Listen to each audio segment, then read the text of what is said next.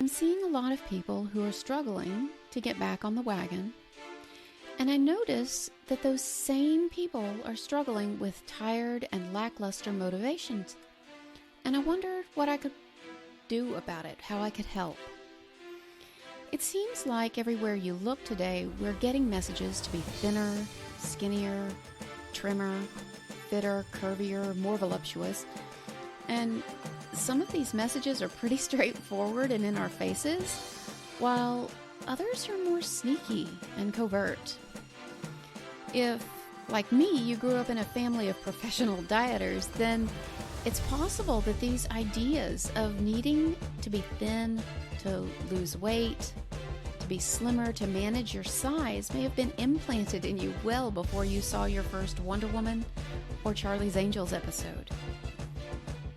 Either way, many women today are struggling with this idea that in order to be good enough, to be a good enough mom, wife, and woman, really, that she must be perfect, infallible, tireless. She has to have perfect hair, perfect teeth, perfect breasts, perfect butt. And she has to have a job and manage the home. And in many cases, she literally brings home the bacon and fries it up in the pan. So, on top of all of those superhuman physical characteristics that she's expected to have, she's constantly served up images of beauty designed to make her feel inadequate, make her look for approval and justification outside of herself. And in her overwhelmed and stressed out state, because who wouldn't be, they market food items that make her feel better chemically through the release of serotonin and dopamine, but ultimately take her further from the ideal that they're telling her that she must obtain. Now, everybody breathe, take a breath, right? I know I make it sound really, ludicrous, even almost conspiracy theory-ish. And I know that's not a word. Really, what I'm trying to point out is how we are receiving messages, manipulations even, all the time, about who we are, about what we should be, about what we should want, and about why we should want it.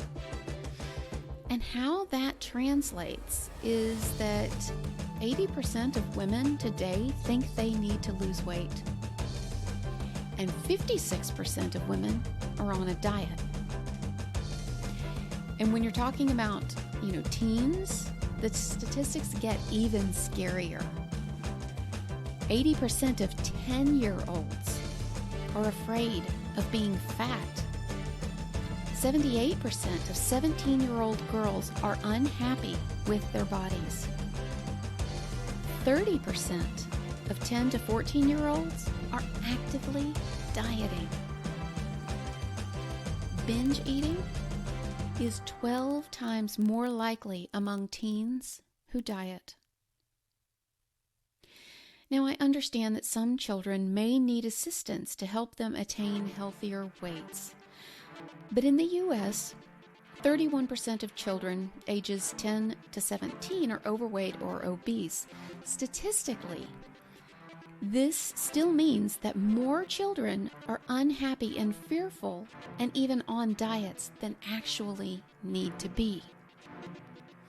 And so circling back, what we want to do is get clear on our reasons and motivations for losing weight. Why?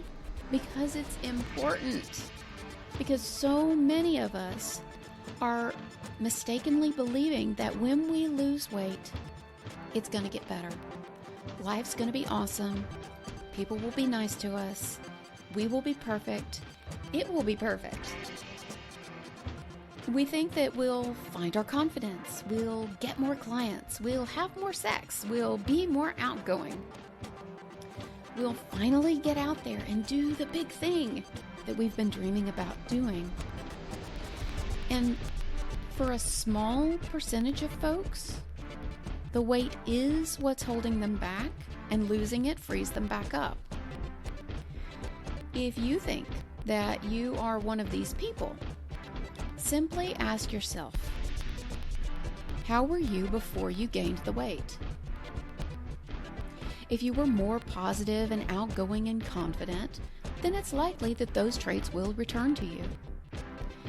However, if you spent so long weighing more than you wanted that you can't really remember yourself before, or maybe that version of you, the younger, slimmer version of you wasn't that different than this more overweight, older version of you, then I'm sorry to say you're not likely to get a boost of confidence or more clients or more sex, that outcome, if that's what you're looking for. Because here's your truth bomb.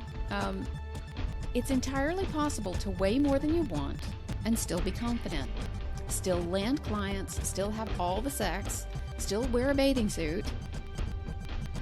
And so the weight is just an excuse to prevent yourself from doing what it is that you really want to do.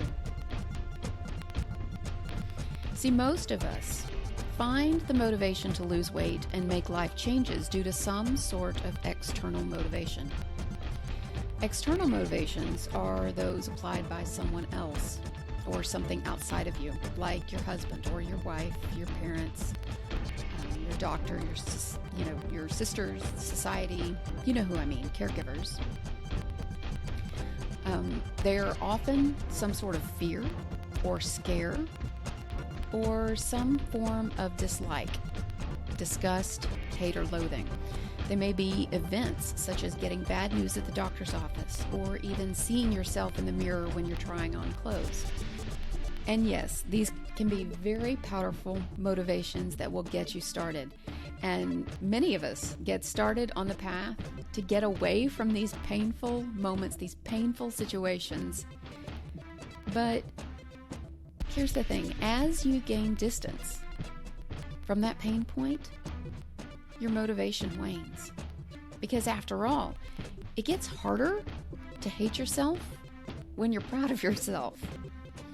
It gets hard to loathe that tummy bulge when the dang thing keeps getting smaller. So, what do you do when you can't really feel the pain anymore?